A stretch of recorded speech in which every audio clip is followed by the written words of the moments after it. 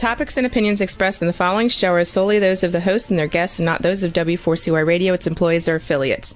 We make no recommendations or endorsements for radio show programs, services, or products mentioned on air or on our web. No liability, explicit or implied, shall be extended to W4CY Radio or its employees or affiliates. Any questions or comments should be directed to those show hosts. Thank you for choosing W4CY Radio.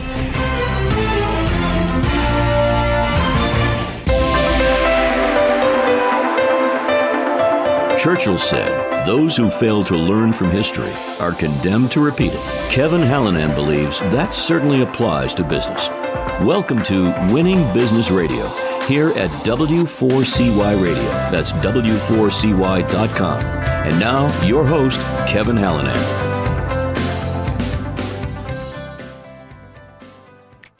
Thanks, everybody, for joining in again today. This is Kevin Hallinan, and welcome back to Winning Business TV and Radio on W4CY.com. We're streaming live on Talk4TV.com, in addition to live on Facebook. That's at Winning Business Radio. And, of course, we're available in podcast after the live show on tons of platforms. Pretty much wherever you listen to your podcast content, we're there. YouTube, iHeartRadio, Spotify, Apple, et cetera, et cetera.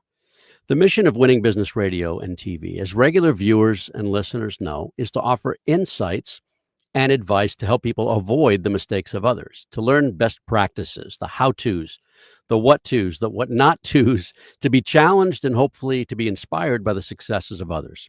Who are those others? Consultants, coaches, advisors, authors, founders, owners, entrepreneurs, business leaders, people with expertise. But, you know, virtually every successful person that I've ever had a chance to talk to has had some form of failure in their lives and careers. So while we all have to get our knees skinned once in a while, I'm driven to keep those scrapes from needing major surgery. Let's endeavor to learn from history so we don't repeat it. I've spent the better part of my career equipping businesses to grow, from solopreneurs to small and medium-sized companies, all the way up to the Fortune 50. And as I say every week, I've seen some of those companies win, and to some degree, I've seen some of them fail. And I've had the opportunity to rub elbows with some of the highest performing people around and with some who probably should have found other professions. In my own businesses, I've had lots of success too, but some failures.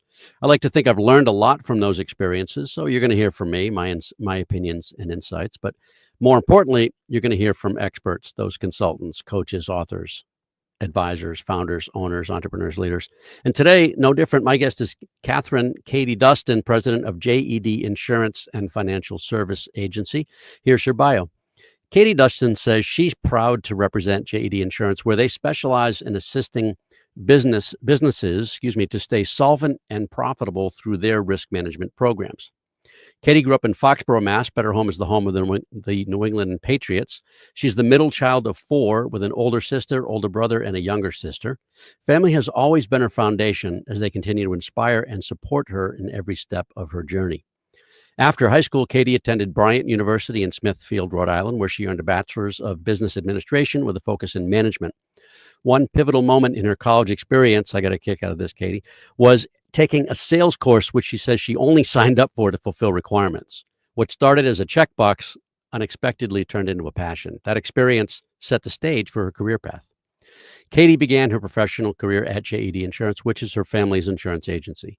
Katie says that working alongside her dad, John, every day has been a privilege and joy that has helped shape her perspective and deepened her knowledge, passion, and pride in the business.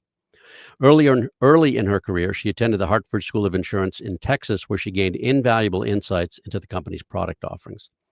Katie has also earned certifications as a commercial lines coverage specialist and a construction risk insurance specialist, further enhancing her expertise. To sharpen her skills, Katie attended the Sales Advantage program, by Dale Carnegie, and Sandler's Sales Mastery program with yours truly, you guessed it. Currently, Katie is wrapping up her MBA at Bryant University with just one class left to go.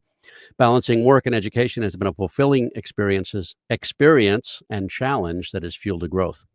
In her free time, Katie loves traveling, staying active through spin classes and jogging. She's always eager to learn, whether it's about the insurance industry, new places, or personal growth. Katie, welcome to Winning Business Radio and TV. Thank you for having me today. As always, it's an absolute honor and privilege to have the opportunity to speak with you, Kevin. I appreciate that. So nice, so professional.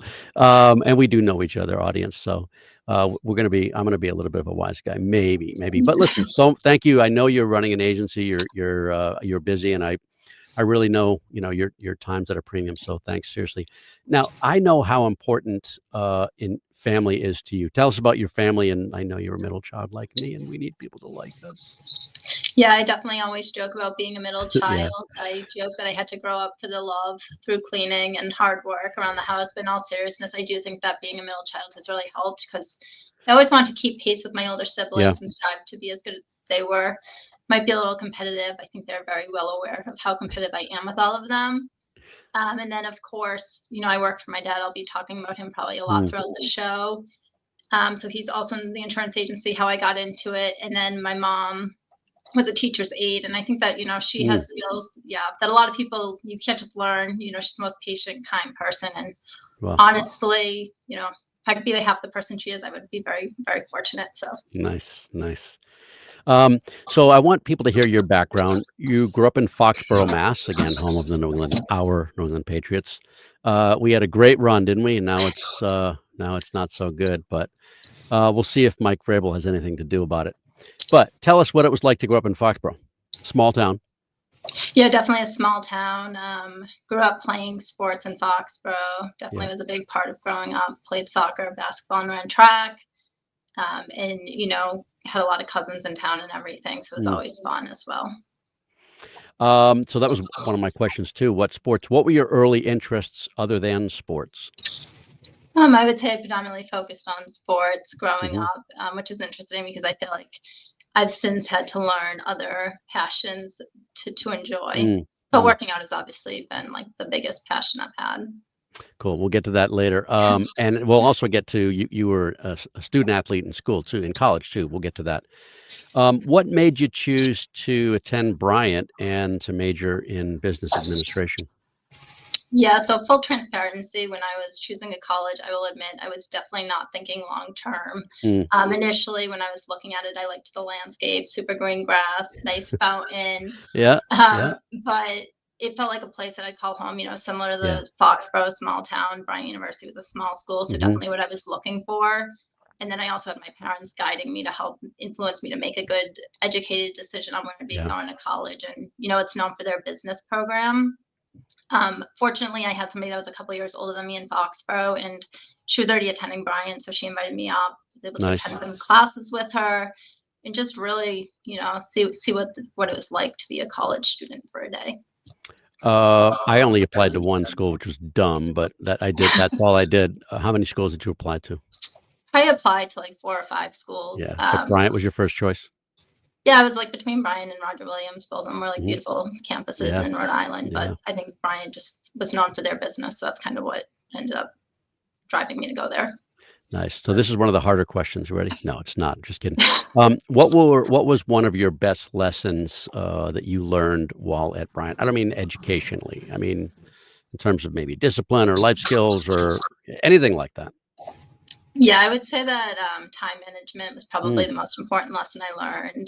yeah. Definitely when I went into college, I didn't really spend much time preparing for tests, quizzes, exams. I would just kind of go about the school day and then go play sports, whatever. But when you're in college, you really have to manage Mm. your time better, make sure that you're prepared for all of your exams and everything. And then on top of that, I did do track there, so just that as well. So you did well in high school then. Yeah, we can say that on the radio. For the radio, yeah. Let the record show. On the So record. now I want to ask you about being a college athlete. You ran track. What was that like, and what are the lessons you learned from college athletics, different level? Yes. So admittedly, I joined for the social aspect. I Sure. made lifelong friends through track and everything, but I definitely loved it. I think it teaches you discipline. It teaches you motivation.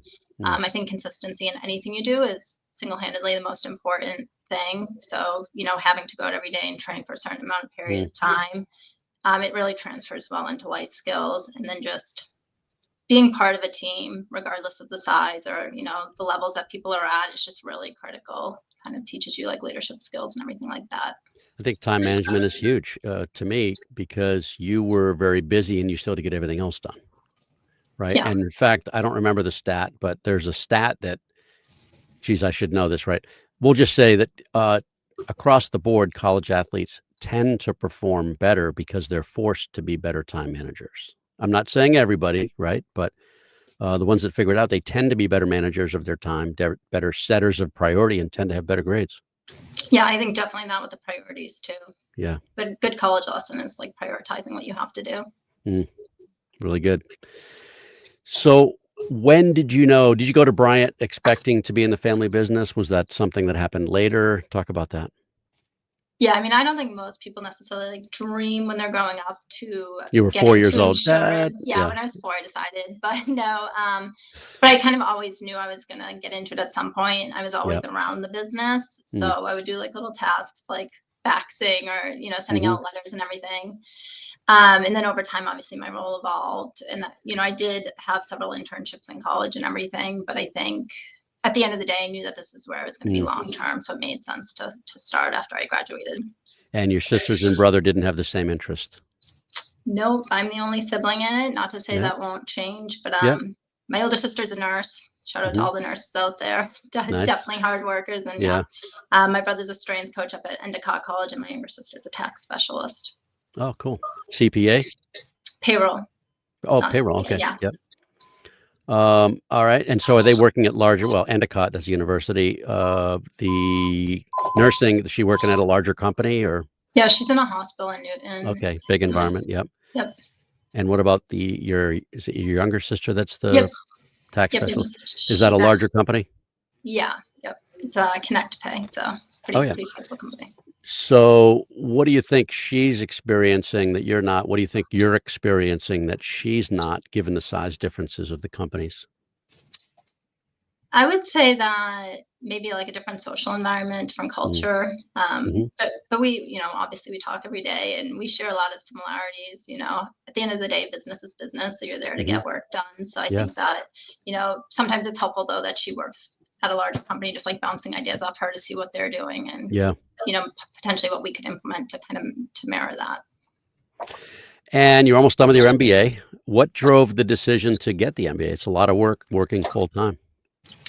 Yeah, so I think that the biggest thing for me was that I wanted to kind of learn more of the operational side of the business. Hmm. I'm back at Bryant for my MBA as well, so I kind of knew some of the professors there, and I thought that it'd be a good program to kind of fit my needs and help me Nice. learn what I wanted to learn.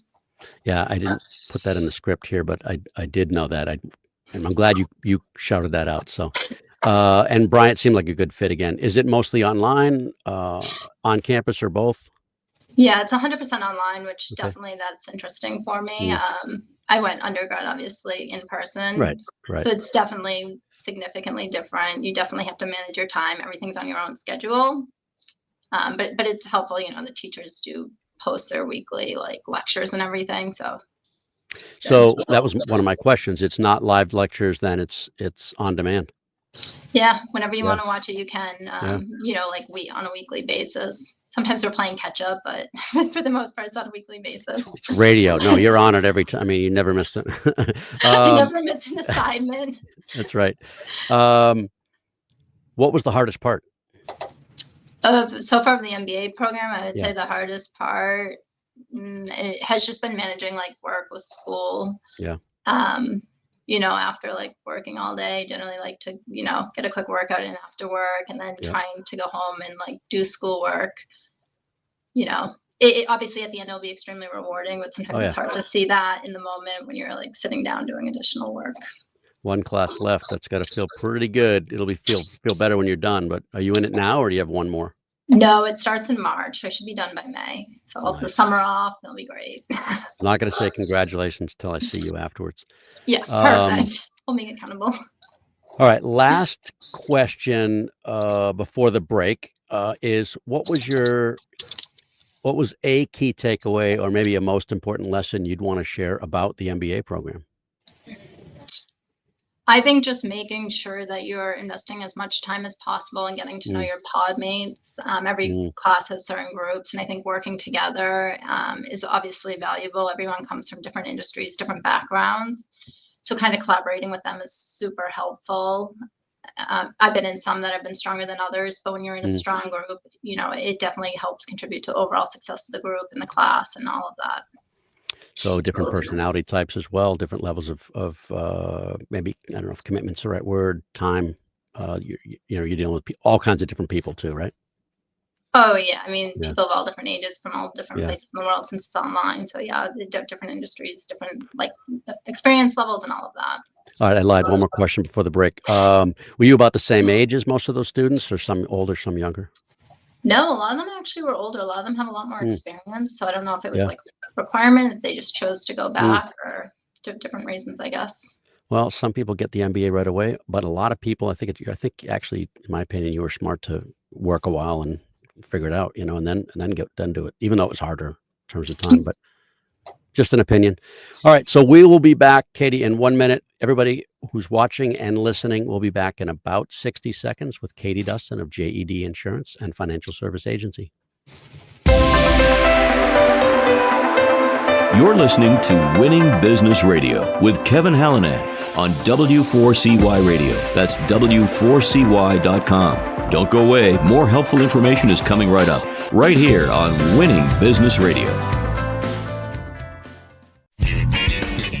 Have you ever dreamt of being on the radio? Well, now is your chance. Be a radio show guest on the #1 ranked internet radio station and promote you and your business for free. Yes, you heard it, free. Business advertising right here on W4CY.com.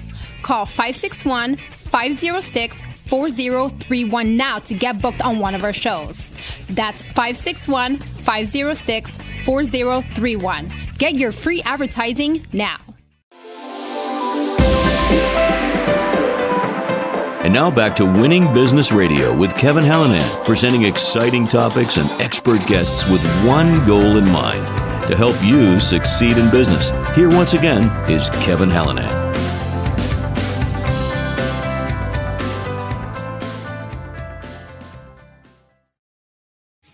We're back with Katie Dustin. She is the president of J.E.D. Insurance and Financial Service Agency. I forget that long-winded part, but I want to say it because I'll ask about what the financial services part means later. But I did want to ask, you said several internships during school. The one I know about is the Peter Jacobson Sports. Tell us a little about that. More from the work. You can say anything you want about the company or the organizations, but what did you do and what did you take away from that or those experiences? Yeah, so I was working at it was a golf tournament charity event, and so all summer I was kind of doing the marketing back end work. Very, very fun internship, run around on golf carts all day. Definitely had no complaints. It was in Barrington, Rhode Island. Beautiful scenery again. Nice. But just like like I said, I mentioned it, but I love sports. I actually had a sports management minor in college, so kind of was able to utilize that a little bit. But like long term, it just wasn't going to be what I wanted to do. But as far as like what I learned, like I said, we delved a lot into like marketing, so just like mailing letters, postcards, doing some social media content, so just all of that. Cool. Now, I may be misremembering this. Did you coach at all? No, I did not. You didn't coach. I thought you might have coached the girls softball team or something like that. Anyway, yeah, internships. Anytime, if there are younger viewers or listeners, grab any internship you can when you get the chance. What are were there other part-time jobs you had outside of the agency? And if so, what did they help you learn? Yeah, I started working when I was pretty young. We started working at the Foxborough Ice Rink. I was young as I can honestly remember, but we would, there do like timekeeping. And then as I got older, I worked at Kohl's for a little bit doing retail. That was when I was in college. Definitely. That was when you knew you didn't want to be in retail? I learned in that moment. I started on Thanksgiving night and I had to hold a sign that was like, line starts here. Wow. But yeah, I mean, that was obviously a really busy job. And it was actually really good because one, I had to like learn to really step outside my comfort zone, constantly talking to people. A lot of people come up, they want their 30% off. Sometimes you can give it to them, sometimes you can't. So just really like talking to the people. And at the end of the day, it was really, really actually helpful. Like you said, I knew what I didn't want to do, but learned a lot while I was there. Yeah. Hey, as long as they get their Kohl's bucks, right, they're good to go. That was, when you started giving the 30% off and getting the people to sign up for credit cards, things went smoothly, which I don't condone. So before, I know you started working full-time when you graduated from Bryant. What kind of jobs, I don't mean little kid jobs, sending a fax, but what kind of part-time jobs, if you did, part-time jobs at the agency were they? Yeah, it was just more, I guess, like administrative type work when I Mhm. first started here. A lot of like lettering. Yeah. But other than that, yeah, I definitely did not have any significant impact until I Mhm. had to work here full time. I did work here like some of the summers too, but it was just again like lettering, kind of like reviewing policies for like accuracy and everything. Well, see, that's why I asked, because I wanna know how long it took you really to learn the business. I'm sure you're learning all the time, but how long it took you to learn the business to where you probably weren't thrown in the deep end in 2015. You probably had some, framework, some understanding of insurance. What did that look like?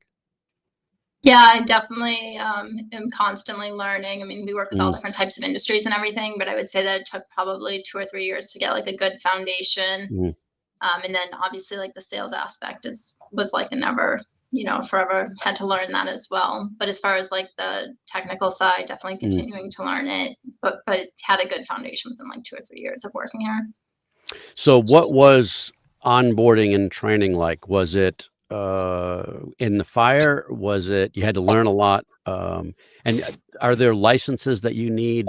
So talk about those as well. Your training and education to get to where you are today, and what I know you have some certifications, which I'll ask you about in a little while. You can feel free to mention them, but talk about licensure as well. Yeah, so you have to sell insurance, you have to have your property and casualty license. So I did Mhm, that within the first year of being mm, here. And then I like went on and I got some different certifications. One was like a construction risk insurance specialist, and then the mhm. other one was a commercial lines coverage specialist. Both of those were just, to increase my knowledge on the commercial line side. And then for contractors, it's obviously more involved, some of the coverages and everything. So I kind of want to delve further into that. So I'm sure every industry is different and has its uniquenesses, of course, therefore. So what's different about construction? Well, there's all obviously different sides, like Mm, contractors thing. I think that I want to focus on that. I love working with contractors. mm, I feel like we can really make a difference for them. mm, Oftentimes it's not just like a one and done situation. They're required to present certificates of insurance. mhm.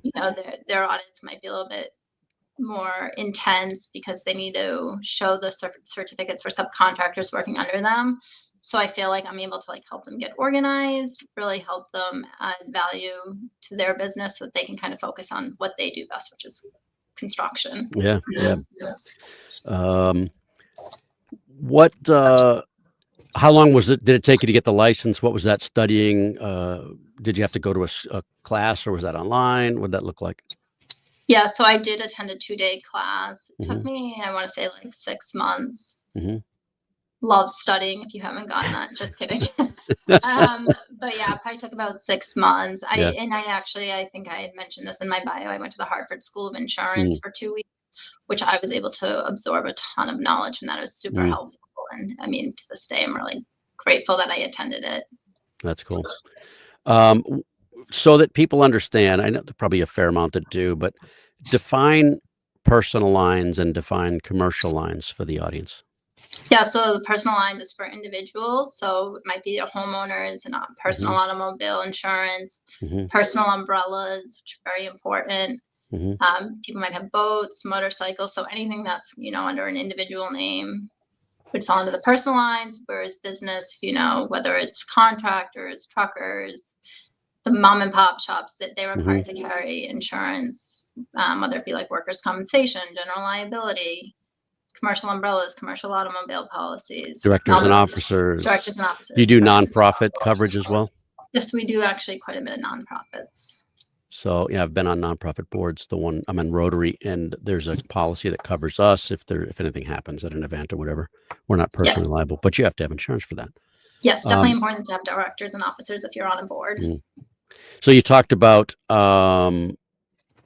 umbrella. What's an umbrella policy, or what does umbrella coverage look like, and why is it important? Yeah, so the umbrella policies provide excess limits over like underlying policies. So if you have a homeowner's and an automobile policy, it provides excess coverage over those. So let's say you have a claim, an automobile accident, you exhaust your underlying limits. Mhm, You have an umbrella that then kicks in, so you're not paying excessive amounts of money out of pocket. It's not that we see the umbrella kick in every single day by any mm, means, but it has come up several times. And, obviously when you think of your career, it's very rewarding when somebody has the correct policies in place and you're able to say, hey, you don't have to pay X amount of dollars out of pocket. Or you're not at risk of being sued or coming after your house or the value in your house. Yeah. Exactly. And it's normally on the personal line side, it's not generally super expensive to add it. On the commercial side, depending on the industry and everything, it can be a little bit more costly, but definitely on the personal line side, it's certainly not too expensive. When did you know that you were going to take over some of the leadership of the firm? Was that the plan early on? Did that happen along the way? What was that like? Yeah, I think I've always hoped that that'd be the goal. And I think that, so people talk about working for family business and everything. I think that, I came in, I tried to invest as much time and energy as I could into the business. Yeah. I didn't really take it for granted that, my dad was the boss. Nepotism's a big concept nowadays. I know I'm a Nepo baby, but I actually, I genuinely feel like, I've spent every day trying to grow the business as well. And he wasn't just handing the business over to anyone. He's not just handing it over, but, we've had conversations about someday, hopefully that will happen. Hopefully I can take over someday and continue to learn, grow, and, do as much as I can do for the business.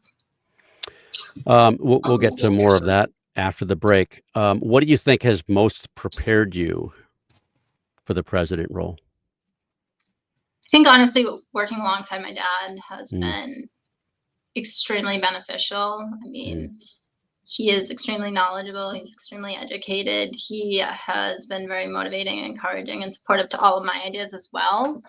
A lot of times people might bring an idea to their boss and they don't want to implement it. He's always welcomed my ideas just as well. So I think that learning from him has just been extremely helpful, and just he is extremely honest and ethical and, does everything the right way. And watching that, your entire life, I think prepares you to do the right thing in the right moments. So regular listeners might remember John from, I didn't look up when he was a guest. I think he's been a guest at least once, if not twice. I think I had him on after he got his, here it is. Here's his shout out. Okay. You gave him, you said highly educated. He's actually a PhD. Okay. We call him Dr. John, right? At least the wise guys do. But he's worked his tail off to learn and to prepare so that, and I know that his motivation, and yours too, is to give the best possible coverage, service, be the best possible provider for clients. And I know you guys don't take that lightly. I know it's probably probably everybody says it, but I know, knowing you guys and the nature of your character and your business, you don't take that lightly. What's been the hardest part of your role as president thus far? I would say the most challenging part is, I think that, I'm trying to think of it, maybe just continuing to scale and kind of balance everything, I would say is probably the most challenging. Obviously I want to grow the business, but to me, retention is single-handedly the most important aspect of the business. We're a retention-based business, and just, you kind of touched on it a little bit, but I truly want to give people that same service that they're used to. I love dealing with the clients that my dad wrote when he first started the business.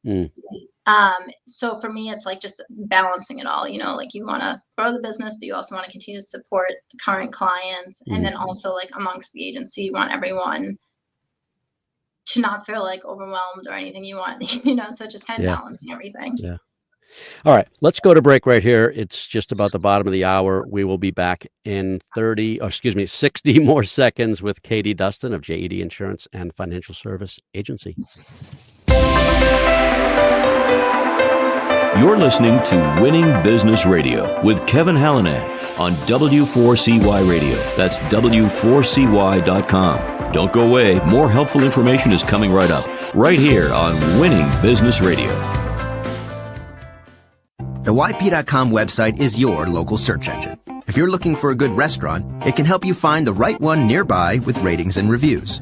Or if your car breaks down, you can use the YP app to find the closest repair shop. Or maybe you're just looking for something to do on a Friday night. Well, it has great local coupons for all sorts of things in your area. No matter what, when, or where, if you're looking for something, YP Local Search can help you find it. So go to YP.com or download the app to search local, find local, and save local. And now back to Winning Business Radio with Kevin Hallinan, presenting exciting topics and expert guests with one goal in mind, to help you succeed in business. Here once again is Kevin Hallinan.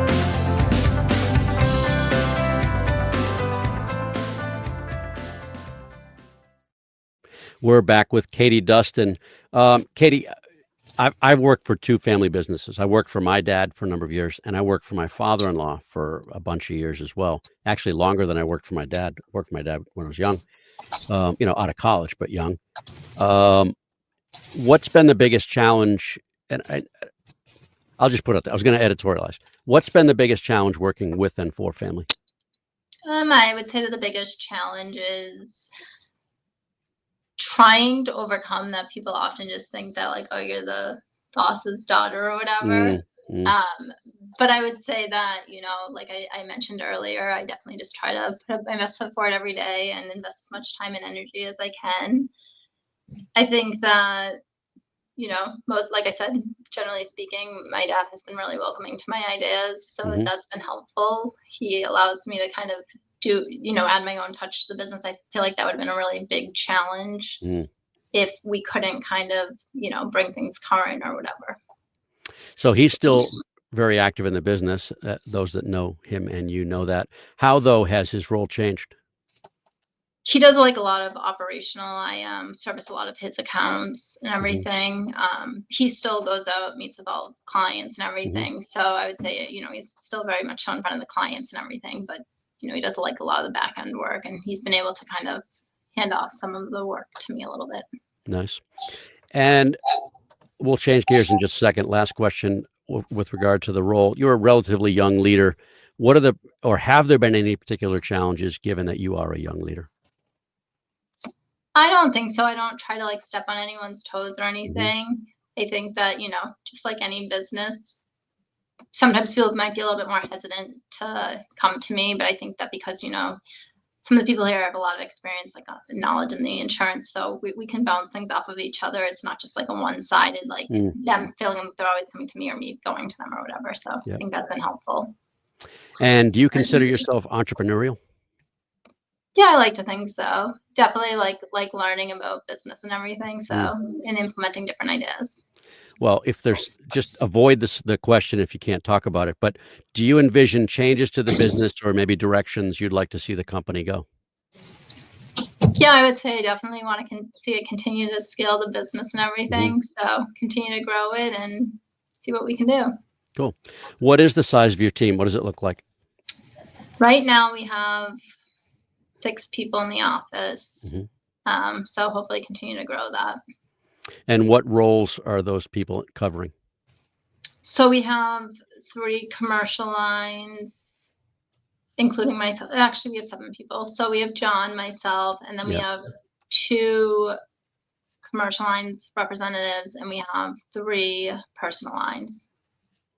Do the other commercial reps, commercial lines folks, are they out in the field as well? Are they meeting with clients? Are they support people inside? Are they selling? Yeah. So right now, the only 2 people that are selling are John and I. Of course, if you're licensed, you can bring accounts in. It's not their like primary focus. Right. So yeah, a lot of like office support and everything, servicing the accounts. All right. So let's talk about the actual work that you do for your clients. Your bio says that J.E.D. specializes in assisting businesses, I can talk, to stay solvent and profitable through their risk management programs. Break that down. What does that really mean in plain English? Yeah, so we definitely sit down with like our clients before we take them over and kind of do like a ground up analysis to see what they need. It's not just like send me your current policy. I know a lot of people do that. And, people's businesses shift a lot throughout the years. People might like acquire new spaces and they don't even think to update their policies. It's just not, insurance just generally isn't top of people's mind until they need it. So we'll kind of look at what they're, what are you actually doing for work? What spaces do you have? What contents do you have? All of that. And then we put together a plan. We represent 10 different, standard markets. And then we have access to brokers for higher risk businesses. So we have a lot of different options and we'll quote it through the system, and then provide them the most competitive option, like relative to pricing, terms, and conditions. So higher risk businesses, I mean, the obvious ones would be a tree company. What are maybe some more subtle examples of higher risk businesses? Yeah, so like roofing companies, obviously that's not really subtle. We Yeah. do a lot. I do a lot of student transportation businesses, Mm. so they need like liability, they need abuse and molestation, so that goes to like the Wow. higher risk. Yeah. And then obviously just companies that have had like a lot of losses. You could even be like a company that generally might fit a standard market, so like a plumber, but you might have had a lot of losses, and you need to go to your like Lloyd's of London type of companies. Wow. I just had a question. I lost it. We'll come back to it. All right. So this isn't really fair, but I ask it every time anyway. Who are your typical clients? Like, what does a typical client look like?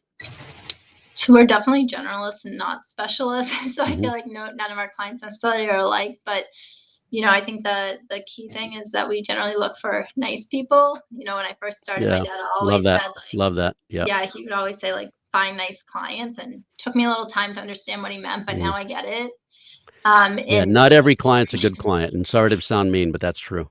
no, it is, and it's been, I kind of try to follow that now. You can kind of tell from like early on interactions how they speak of their prior like Right. agents or whatever. So I think that that's just like the biggest thing. And, like I said, we're definitely not specializing in any one industry. We do a lot of contractors. We do like medical offices, a lot of like professional services, Mhm.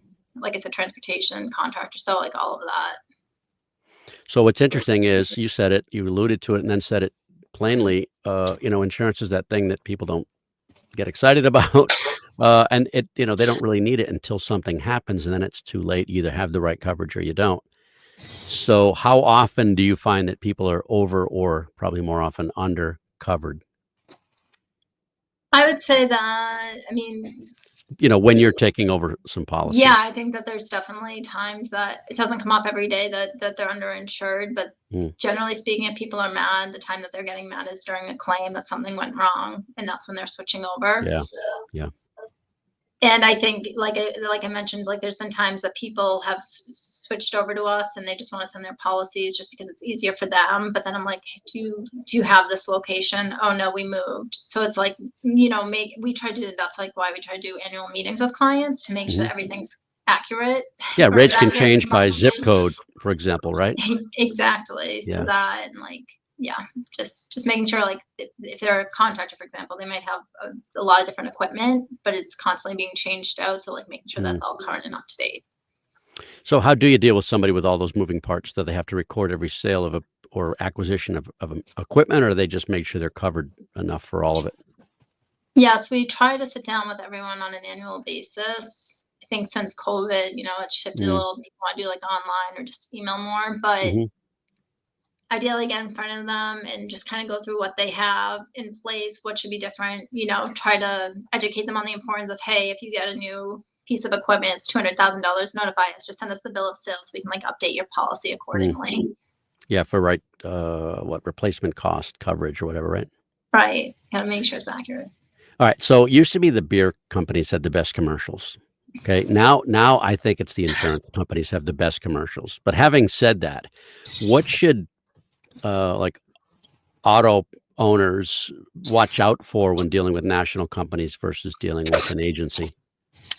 I mean, I think there's a lot of different aspects to that. I think that when you see these commercials and they're like, you can get your insurance for X dollars a year. And like, I got one too. And I think it was saying $20 a month or something. So I like went Yeah. to look at it. 'Cause I do get excited by insurance. And so when I was looking at it, they have state minimums.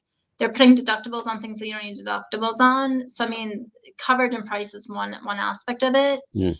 I think also when you're working with an agent, at renewal when it goes up, because oftentimes prices increase, we have the Mhm. ability to shop it. So I'm not saying shop it every year, but like if you notice it going up by a certain percentage, we'll look at it and we'll shop it. And we have 10 other markets, whereas if you go direct to one of those larger companies, that's all they have. Yeah. Obviously Yeah. coverage is most important though. So knowing that, the insurance company pays you on the back end, you're still working for the client. You're working for the covered party, right? Yes, So that's you have correct. their best interest in mind all the time, and so you can make choices that the larger companies can't, Yes, and the then national companies. yes, that's correct. And then also to that point, like we will handle the billing, the claims, and the service. So like you'll call us directly instead of calling a 1-800 number. Mm, And we'll try to kind of like play the middle of it so that you're not waiting on these like long wait holds or anything yeah. like that. So let's get over to education. I know you joked about it, but education is important, especially in your business, and I know it's important to you and your family. How have the trainings you've gone to and the certifications you've gone to, the Hartford School, how have those helped you? How have those helped you?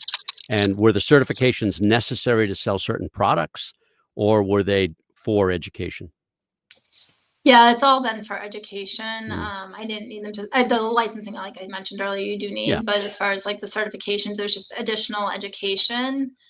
I don't know. So as far as like the trainings I went to, so I did do the Sandler training with yeah, Kevin, shout yeah, out, but that was yeah. actually really important um, in my career, just because it was right when I had started or a few Mm, years into starting sales, and kind of really helped me focus on like the importance of both the big and small details in the business. So I mm, think that's something that I remember was we had to do like positive affirmations or something with you. that's right. And, that was really helpful because when you first start out, you're not necessarily super confident in selling. So it kind of Hmm. helps you like, if you say something enough, you will believe it. Mm, Um, and then just also we like set a lot of trackable goals with you. And I feel like, I definitely bought into what you were doing.